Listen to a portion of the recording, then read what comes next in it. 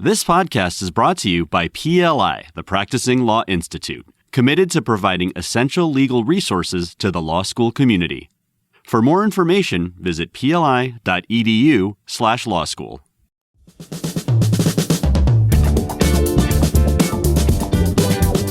Hello, everyone. I'm Anastasia Boyko, and I am the host of PLI's How to Navigate Law School podcast. How to Navigate Law School is your podcast guide to unlocking the hidden knowledge and practical skills needed to succeed in law school. We connect students with valuable insights from experienced professionals, decompress law school's unwritten rules, and create a supportive community empowering students to confidently create their future.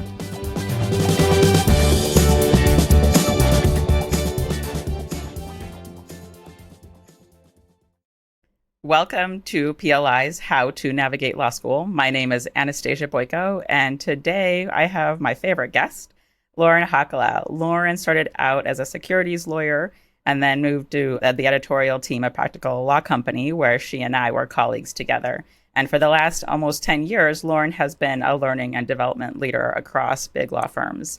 Currently, she leads global L&D at Reed Smith, and today we're having a conversation about how to navigate your summer associateship, those few precious weeks where you get an understanding of the law firm that you're in, and the law firm gets a sense of whether they'd like you to come back and be an associate. So welcome to the podcast, Lauren. Thanks so much for having me, Anastasia. Excited for this discussion. Yeah. So let's get started. Let's talk about how to get ready for week one. Is there work that is possible for pre-work, or should you just dive in and explore it as it goes? It's a good question. And I guess I would start by just saying that the first week at your law firm as a summer associate is really a golden opportunity to ask the questions, right? There are no silly questions at that early stage of your career. So I wouldn't tell people to over-prepare. But that being said, there are a few things that I think you'll wish you will have known, and you can prepare a little bit ahead. So first of all, hopefully you've learned a bit about your firm through the interview process. Refresh your memory about what brought you to the firm in the first place and the people you interviewed with. They're going to be great contacts for you to get back in touch with during your first week. And then another thing that you should do is go on the firm's website, right? Refresh your memory about what offices the firm has, what the practice areas are, and where you sit, right? So one of the things that I think can really help you as a junior lawyer is understanding how your practice area and your office fits into the whole of your firm. So think a little bit about whether you are sitting, for example, in the head office of a big New York-based firm. That's going to be a different dynamic that if, for example, you're in a small but strategically important office of, let's say, a big UK or big international firm. So get a sense of that. Also get a sense of who the firm's main clients are, right? Is this a firm that the biggest client is the world's largest private equity firm? Or is the firm mostly representing startup companies? And think a little bit about who works on those teams and how your work relates to the firm's largest clients. That's just going to be important to understand as you navigate your summertime. Yeah, I mean, absolutely. I would underscore that. I mean, I started out at a firm that had recently merged when I was a summer associate, and there were different dynamics because the head office is now in a different space, and now there are ways that firm leadership was trying to understand the new relationship after the merger, and different practice areas have different foci in different offices. And so I think it took a little bit once you got there to get a sense of where your firm office sits within the larger law firm and what the general politics are and the direction of the firm and the strategy of the firm. And that's something that I think a lot of summer associates are not always aware of or know to ask questions about, because there are assumptions that you make around the interview process and potentially relying too heavily on the firm's marketing materials to get underneath the nuances of the operations of the firm. And this is something that definitely I would also encourage students to do during the interview process, to get a sense of, if you want to do litigation and the office that you're in doesn't tend to do a lot of litigation, that's a conversation that you should have, and maybe also review other firms that may have a stronger litigation practice in the office that you would like to be in. No, absolutely. I don't mean to criticize associates I work with because they're all wonderful, but I'm often surprised, as a firm management person, I'm very aware of who the leaders of offices and practice groups are, and who sits where. And sometimes I'll be talking to associates and it's clear that the associate doesn't know who their own group leader is, right? And then that person is sitting in the Chicago office, whereas they're, for example, in Munich, right? So it's not good or bad, but it's really good to understand, the people who are making decisions about the practice and where they sit, if only because when you encounter them at a reception or a CLE program that they're delivering, you can know and you can say hello to them and show them that you know kind of where you fit in. Yeah, and I would say beyond reading industry news, I would set up a Google News alert for your law firm ahead of time as well. So you're just getting pinged in addition to the press releases the firm might be doing around transactions that are now public. You'll also just see various industry insights, whether new partners are joining. Also a good thing to know, right? If you've got somebody who's come from another firm and is bringing a specific expertise to the firm, that's somebody that you may want to be aware of when you start at the firm, and they might be eager to work with summer associates on various matters as well. And I would keep in mind, as you're getting to know the firm within your first few weeks, it is good to ask these questions. It's like, what drove you to the firm? What do you think the firm's strengths are? Where would you like to see the firm grow? And you're going to get as many opinions as people who you ask. And so keep that in mind. But it's also a really good way to get color into the tapestry of the organization that you're coming in. Everyone's going to have a different take on it, but try to ask that of as many people as you can so you begin to get a more accurate picture of what's happening within the organization that you're joining. Absolutely. When questions are asked sort of politely and with real curiosity, you're unlikely to offend anyone. They're just going to be impressed that you had the thoughtfulness to ask the question and you really care about the firm. Yeah, absolutely. And so let's talk about how to get great work experience. So one thing that I don't think I thought much about when I started a firm was the staffing model. How do you get work? And this will vary firm by firm, which is why I'm so excited, Lauren, for you to talk about this, because you've had experience seeing this both as an attorney as well as someone who's been in the L&D functions within a firm. Let's talk about staffing models for summer associateships. Yeah, and I'm so glad that this was the second question we're going to talk through, because I can't really overemphasize how important this is, right? You and I are both yoga teachers in addition to our day jobs. And so we know, and a lot of our listeners will know, that law is a practice, just like yoga or like getting good at a sport or a performing art, right? You are only going to get good at it by getting work, doing a lot of work, and then getting feedback on that work from senior lawyers who care, right? Everything else can help you with that, but that's the core, right? That's how you're going to advance in your career and become, a high-performing lawyer. So I've worked at a few firms, as you said. I think that while staffing models vary, and that's an important point I'm going to make a little later on, they're always a little bit of a combination, right? There's a little bit of a formal process that's in place. And then there's a little bit of your opportunity as an enterprising person to form relationships and work not outside of the process, but in addition to the process to make sure people know what kind of work you want to get. So with that in mind, again, all firms are different. So learning how work is allocated in your firm is one of your top first jobs, right? And you're going to do that in a few ways. The first is to be very situationally aware, right? Read or listen to the information you get on the formal staffing process. If you are lucky enough to be in a firm that has a staffing person, like a full-time professional, it could be a partner, it could be a counsel at the firm, or it could be, even quite early career staff person. Please make friends with that person, right? Chat them up, ask them, as you said, open-ended questions, tell them what you want to do. Because if you have a great relationship with that person, they're really going to be able to help you navigate getting the work you want. Once you've learned the formal, right? Again, there's not going to be any harm in when you do encounter lawyers doing work you want to do, or people who are like 1 or 2 years ahead of you, like the first or second years at the firm. If they're doing the kind of work you want to do, ask them how they ended up working for the partner, right? Let's say you want to do M&A work and you notice there's an associate who's working with one of the top M&A partners and seems to be on his or her deals, right? Ask them how they did that. How did they navigate the staffing system to get that work? Because again, the formal process is important and the person running it is very important, but there's also going to be tips and tricks for how you can get in front of senior lawyers who have work to give you.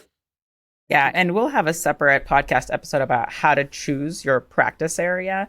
But this summer associate process is a good time to ask folks questions about how they chose their practice areas, what they like about the work they do, what have they tried any other work when they were summers or during their early years, right? Like there's no secret answer here. This is really a process of figuring out yourself and the kind of work that you like doing, whether you like interacting a lot with people, whether you like being more in the research. They're qualitative questions that you should get a sense of as you talk to people in the day-to-day of their practice. And sometimes something that may seem really appealing from the outside, whether you saw it on a television show or whether you heard about it from someone else, may not be something that you yourself enjoy doing.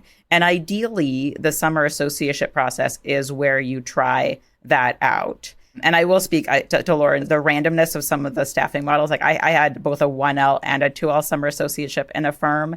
My 1L was very informal, and it was just a matter of getting to know people, learning about what they're doing, asking if you can help or try out different pieces of what they're working on. And the other one was a lot more formal in the way that it was presented, and probably a little more informal in the way that assignments were actually given. So there's going to be a lot of variety, and this is where you can use a lot of your social cues and skills to get a good sense of what's really happening and utilize that sort of newness that you have to ask questions of junior associates about how the process works.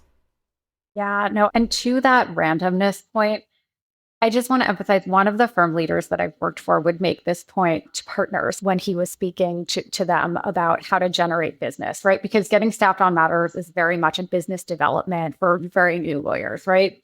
And what he always said is the best way to get client work is to do a great job on the client work you already have. So I would not, again, I just want to really emphasize that even if you're getting an assignment that seems random or unconnected to what you want to do a great job on it, right? Even if you have to pretend to be interested, do that, because senior lawyers talk. And if you do a great job on one lawyer's matter, you're much more likely to get work from that lawyer again, if you want to, but also just to get work from someone else because you'll have developed a reputation as someone who takes the work seriously, right? And beginning your career, a lot of the skills that people are looking for in you are the same across practice areas, right? So it's enthusiasm, it's curiosity, it's attention to detail, right? So if you demonstrate those skills, even if it's on something that you don't want to do long term, do a good job and you'll develop skills and you'll develop a good reputation.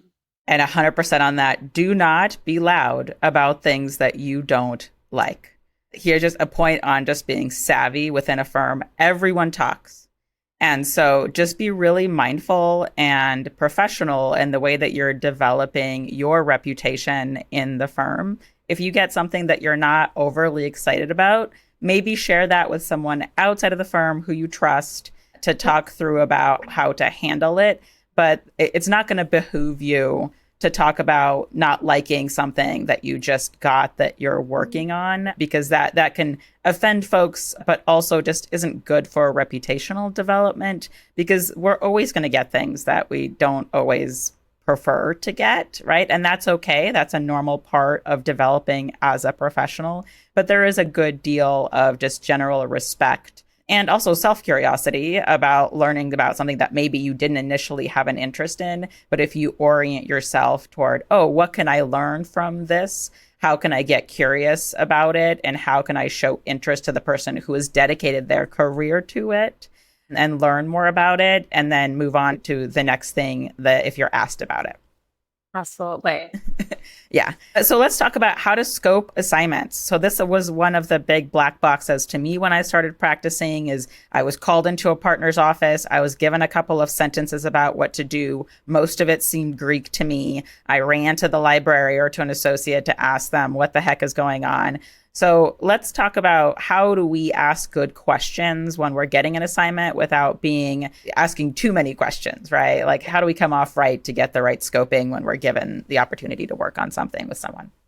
Yeah, no, I think it's really important to handle that interaction of getting an assignment from a senior lawyer well, especially as a summer associate. And I guess I would just bring to that conversation, first off, a very proactive mindset, right? In the end, you are the person who cares the most about your career and your success and making a good impression. So just take that with you in your head that I am responsible, not the senior lawyer, for making sure I get the information I need to do a great job. And I think if you bring that attitude, you'll do okay. When you sit down, when you come to a senior lawyer's office to get an assignment, I still say, I know it's old fashioned, bring a paper and pen, right? It's going to come up much better if you're taking notes by hand. Even if you are used to taking notes on a computer, that might not play well with the senior lawyer. So sit down, introduce yourself, seem excited. Again, even if you have to act excited, if you're having a bad day, nothing is going to sort of turn off or sort of upset a senior lawyer more than you seeming like kind of downtrodden to be in their office, right? Seem excited and curious. Let them talk, right? Listen, give them your full attention. I can't tell you how many times partners have let me know how upset they were when it seemed they were giving an assignment to a junior associate and that person was texting or on their phone. Do not make that mistake. They will remember that. So after you've listened to them, that's the time to check your understanding, right? So you're really after the what do they want you to do? What's the deliverable? The when do they need it by? And then the how, right? Like what resources should you be bringing to bear to do this assignment? You can ask questions to clarify either of that, what, when, and how, right? Particularly in terms of the deadline, when they want the work, when you should check in. And then another thing that I like to do at the end of any meeting with a senior person is to try to repeat back what I thought my understanding was. So after you've gotten this clear in your head, you could say, okay, so just to check my understanding, right, you would like me to have 5 bullet points by Wednesday on quasi-governmental banking entities and enforcement actions that have recently happened involving them. That'll give them the chance to correct you if you've misunderstood. So those would be my top tips. Yeah, and I would add, if you're talking to someone who may seem busy, maybe you can ask them if there is a junior lawyer who they're working with, who you could maybe ask follow-up questions to, right? That is a good way to regard their time and their busyness, get a sense of who they work with and who they trust. And then also get a sense of, like, who is this billable? Who should I bill it to? Or should I get the client matter from your admin or from an associate who you're working with, right? Like, it's a way of being proactive, knowing that you will have follow-up questions, knowing that we work for a law firm where we bill our time, and knowing that there could be someone else you could go to so that you don't bother them. They may still say, come to me for that. And, here's the client matter. But it's good to get a sense of also, like, who do they like working with? Who else can you follow up with? Who else is on their team? Absolutely. No, and I think an important thing that I've learned about working with senior people is that it's on me, right? It's on you as the junior party to try to assess what their work style is. So I think a good question to ask is, if I have questions or if something comes up, how would you like me to contact you? Would you like me to send you an email or use our instant messenger or just stop by?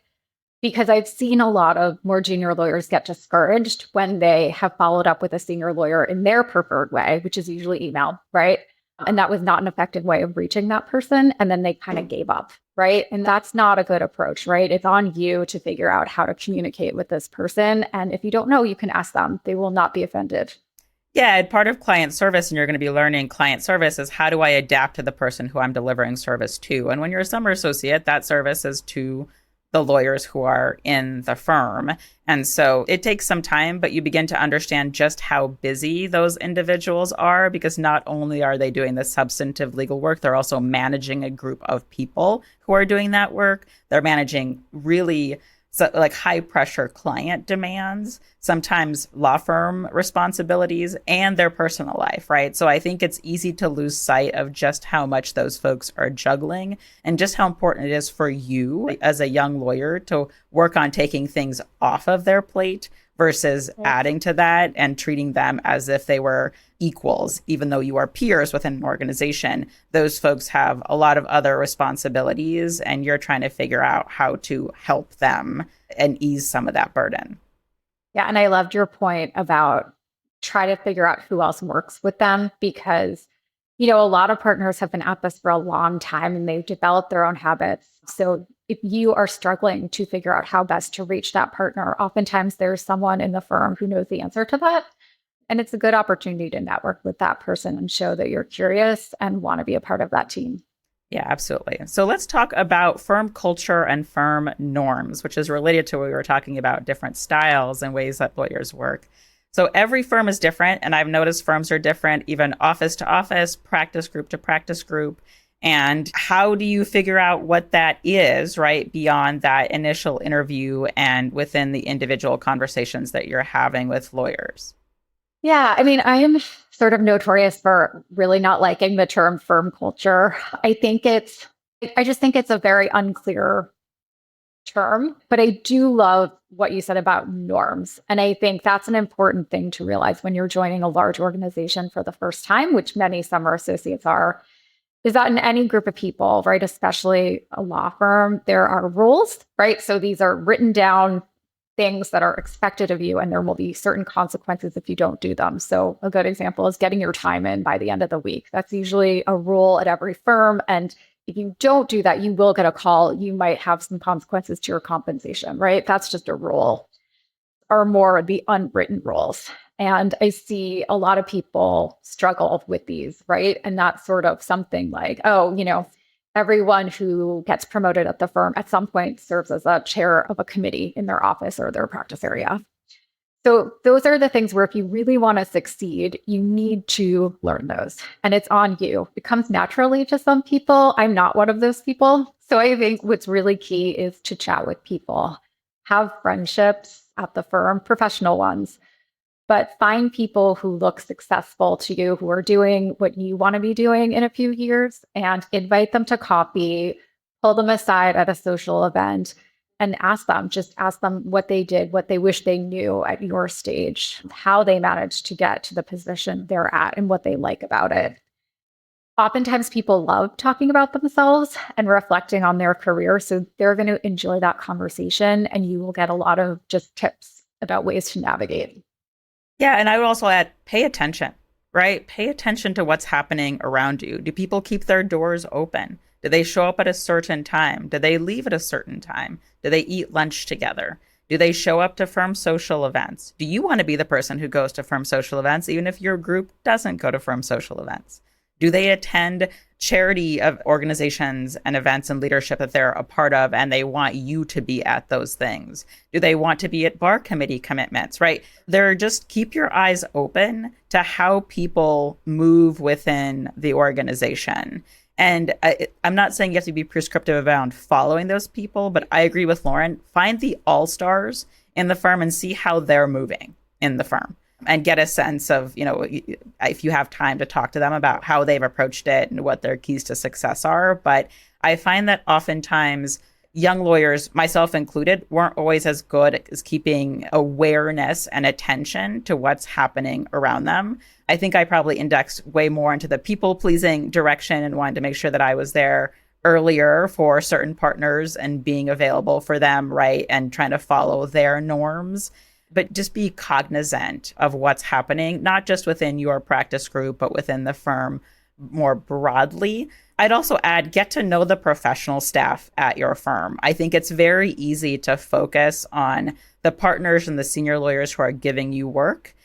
I would say that the administrative support probably knows more and understands the firm better than anybody in the firm. And that's everybody from executive admins, as well as professional staff in L&D or business development or marketing across the org. Many of those folks have sat in those seats for a long time, and it would behoove you to get to know them both as a human, as you're going to work in an organization together, but they also have a lot of institutional knowledge. Absolutely. On that last point, it seems a bit self-serving as a professional staff member myself, but there is a great story at one of the firms I worked at where the global managing partner had been elevated.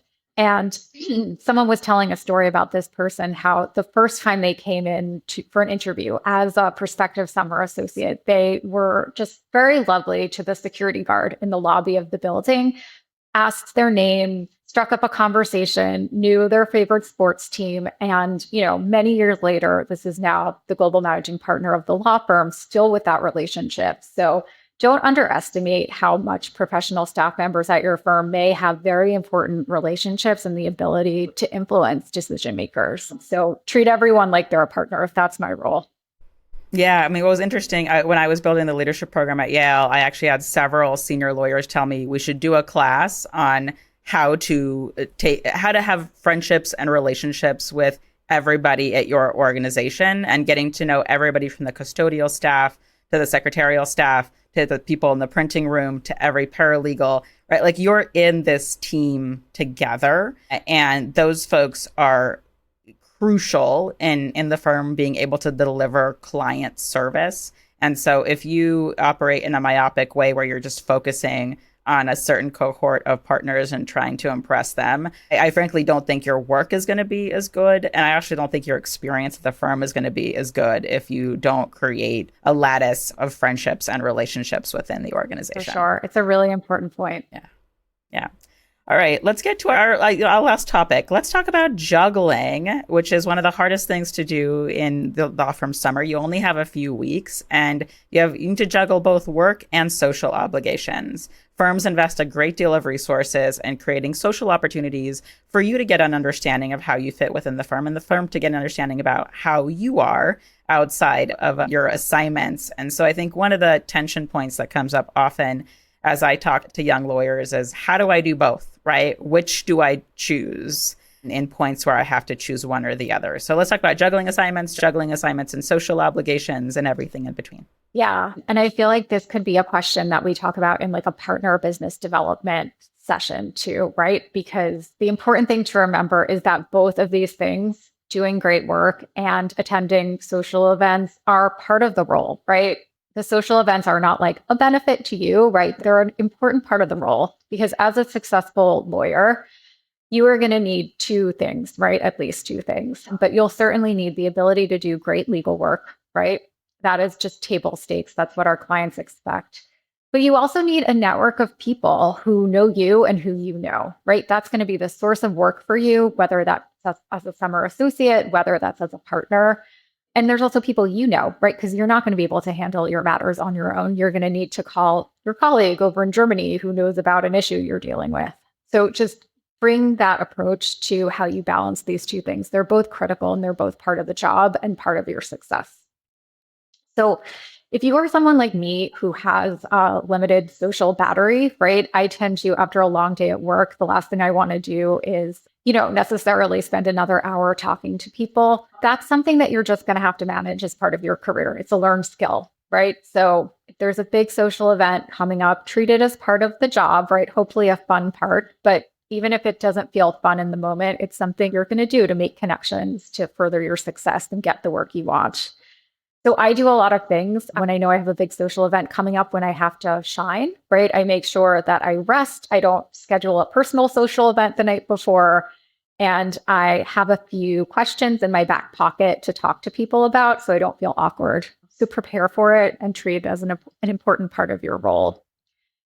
On the other hand, some of you listening might be the kind of people who love social events and you're going to be the life of the party. And that is fantastic. Like, this comes naturally to you. But don't forget that you're there to learn and work too. So don't overdo it. And when coming to those social events, just keep in mind that you're primarily there to learn about the firm and to have people know you as a curious person who wants to contribute. So just don't go overboard. And one of my favorite things is I see a lot of really successful lawyer teams at the firms I've worked at where they have a balance between those two people, right? Someone who's really focused on the work, more of an introvert, and someone who's really interested in getting to know people. And so that's sort of like the magic combination, if you can find kind of a buddy who can balance out perhaps your weaknesses.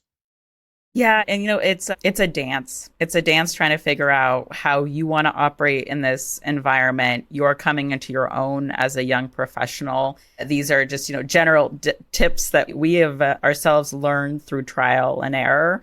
I'll give one example of a friend who was working on a really high pressure, intense deadline kind of assignment. And we had a social event that was being planned for us as summers that evening.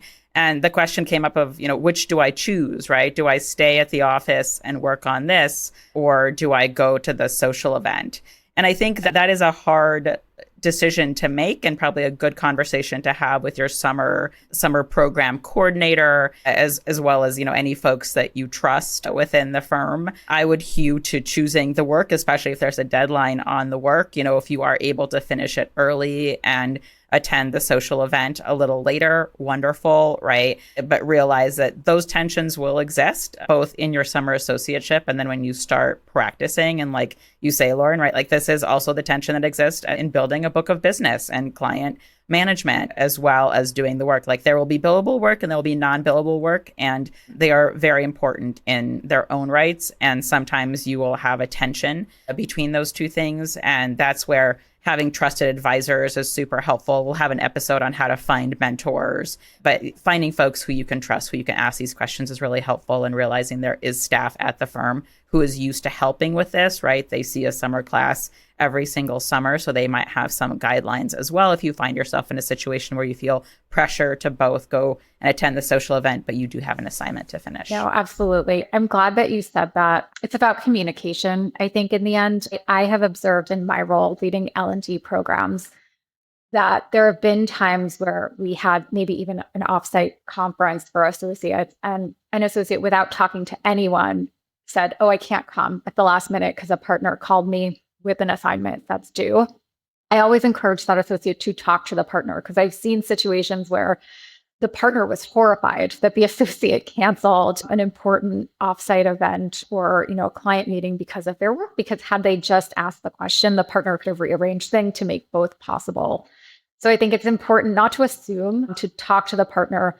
Obviously, always talking to a senior lawyer for whom you're doing work with like an attitude that you want to get the work done, right? Like, just approach them, in a good faith attempt to balance those things. And just as you said, Anastasia, like, don't get frustrated by the fact that like there are these like conflicts. Like managing your calendar is part of the work, and learning how to juggle these things and like maybe pop out for, one glass of seltzer and then head back to the office or log back on from home, right? Like learning how to integrate all of these things is part of the work, and it's critical to your success. So if you do have something like that happening, it is part of the work. It is not that you're doing it wrong, and you're going to figure it out. Yeah, to me, it's one of the most important skills I got as a practicing big law lawyer, is learning how to manage multiple stakeholders and multiple deliverables at once. It is very hard at first. And just like you said, it is a practice, just like anything else in your life, whether it's law or yoga. It's important to try and work through getting through the hard things. And as professionals, we're going to have to juggle those things at once. But I do think that working in a high stakes, big law firm experience really taught me that very quickly. And it's something that I was able to take on to other roles as well. And so those are the main topics that we've covered, Lauren. I don't know if you have any additional last little tips or tricks before we wrap up for a successful summer associateship. Yeah, I guess I would say, don't suffer in silence. If there's something that's really worrying you, right? Like even if it's something like you don't know how to dress for an event, perhaps you've been asked to go on a client trip and you don't know how to pay for it and expense it. Like there are people at the firm to help you with those things. So typically the PD team, the legal personnel team, whatever it's called at the firm, many of us are in that role because we want to help you. We want you to succeed. Obviously approach us appropriately and respectfully, and we can usually get you the answer. But I hate to think that there are associates out there, summer associates especially, who have questions and they feel they can't ask anyone, because usually that's not true. So work to find that person who you can ask the questions to, because it'll really make it a lot less scary and a lot more fun, and hopefully more successful. I love that. That's a perfect point to end on. And I agree. I think that I spent a lot of time as a summer associate and a young associate thinking that I had to know all of the answers, and it's really hard. Now there are substantially more resources online about these topics, but you also have specific dedicated resources within your firm who are able to help you navigate that. Don't assume that you have to know the universe of all of these professional requirements by yourself and have to figure it out by yourself. There are other people who have been through it who can give you sound guidance, and you can also research it yourself online in addition to having conversations with different folks. So definitely don't suffer in silence. I appreciate the time, Lauren. This was absolutely wonderful. We'll have some links in the podcast episode to Lauren's full bio and additional PLI resources on the topic, but we are delighted that you were able to join us for this conversation and hope everybody has a wonderful rest of the day. Thanks for listening to How to Navigate Law School, the podcast dedicated to guiding you through the hidden rules and practical skills essential for success in law school. For additional resources, visit PLI's Law School Hub at pli.edu/law school.